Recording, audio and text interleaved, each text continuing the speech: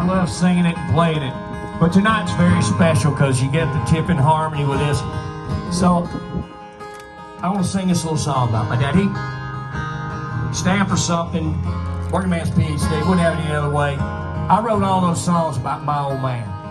He was the greatest patriot I knew, and he was my absolute hero.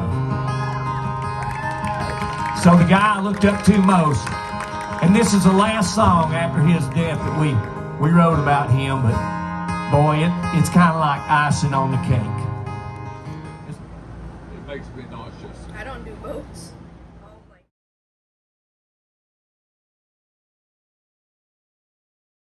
Story, boys. All right. I'm flying the Bird Dog in Vietnam. All right. I'm single ship. I'm out over the Oshkosh Valley. You know the Oshkosh Valley? Yes. That's where the Vietnamese slaughtered the French. That was it. They slaughtered all the French in this valley. There's A1s laying in the valley. There's all kinds of crashed airplanes in the valley. And they still use this. We're real close to North Vietnam, and they still use this to come through the jungle and bring supplies. So I'm busy, and I'm seeing stuff that interests me. I don't have a target yet, but I'm seeing stuff that interests me, and I'm really focusing. And well, then all of a sudden it starts raining. Okay, well, you know, I don't hang around in a Bird Dog in rain. I'm going to go home. Well, I turn, I do a complete circle. I'm in the valley, and the clouds are on top.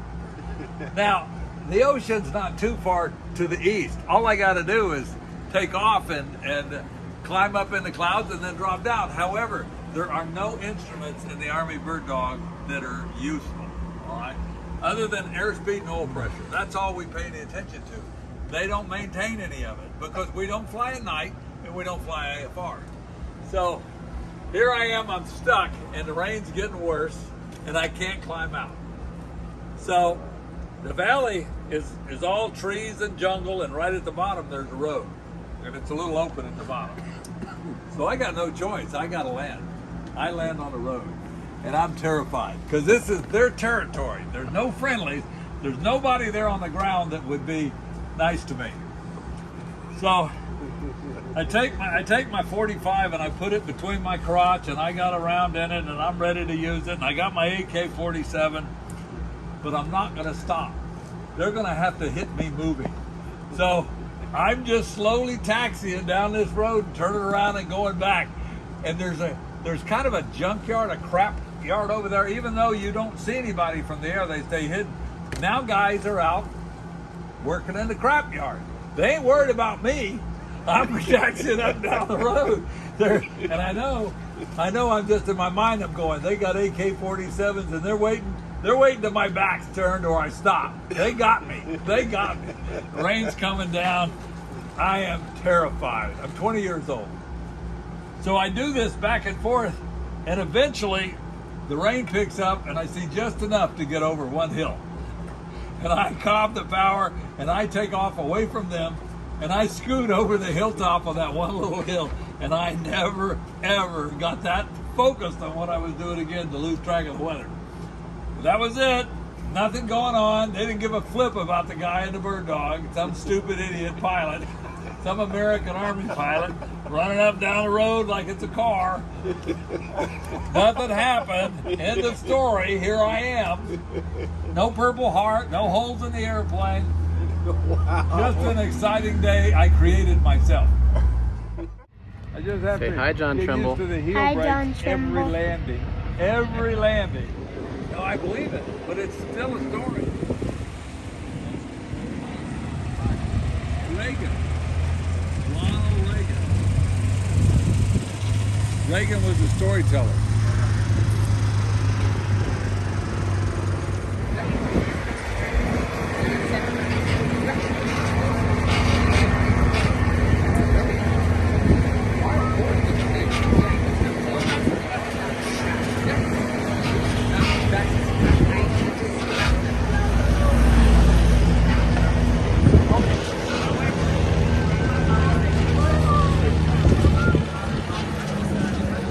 It's our first guy of the night. We have kind of some interesting conditions, maybe light and variable winds, a little headwind. What's going to happen here? Well, and what? Do you think he'll be up? So let's look at the cones. 85 feet perhaps. Now here's Amir Bayani in the Carbon Cub. Yeah, this is based on the legendary traditional Super Cub design. Subcrafter has modernized it, made it a really lightweight aircraft, and amazingly, just over 100 feet on that one, it looked like, Brian. And these are actually really challenging conditions, right? Normally, STOL pilots love to have a nice heavy headwind on the nose, really shorten up those distances. Now this is more of a traditional Cub. You're going to see him roll out a little bit longer, but again, really, I was surprised by that one. Shorter than the other one. Oh my goodness, fantastic performance. He's got to get past the line, and he does. That's a good landing, but he's now got to get it stopped before the end of that beautiful grass runway that is also our hypothetical sandbar. And now from the right, Amir Biani. He's in energy management mode. He's exchanging that altitude. He's got to bleed it off, so he's got everything hanging out. I'm surprised he doesn't have his foot hanging out the cockpit, but he's got those flashing lights. Now, he's a skilled pilot. He's going to look for that line. A little bit hard to see in the dusk here, but those beautiful Rotax flags, thanks to Rotax for donating that. That was so close, and Pops has given us the X's. Looks like he landed in the drink. Amir Biani just went swimming. And he's got it good over the line, and yes, take it into reverse thrust. You might ask.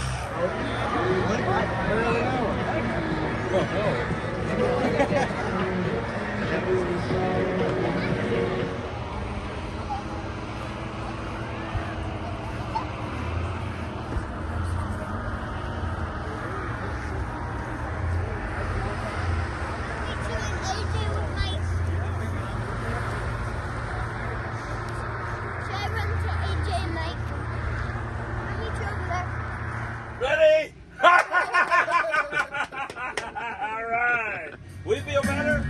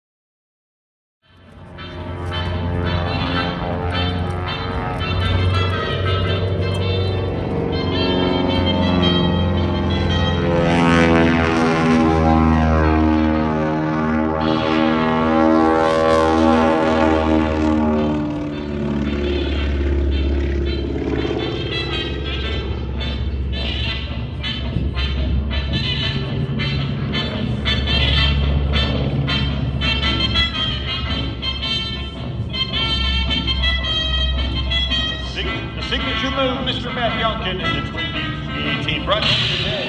We're glad to have Regular Eagle on Tulsa Aircraft Engines and want to have beautiful sponsors. We also want to thank Ladd Gardner, Aviation Insurance, Fagan Fighters Restoration, Eagle Fuel Sales, Goodyear Tire and Rubber, Hooker Harness, Hartzell Propellers, Lift Aviation, McFarlane Aviation Services, North Iowa Air Service, Oregon Aero, Pacific Road, Partners.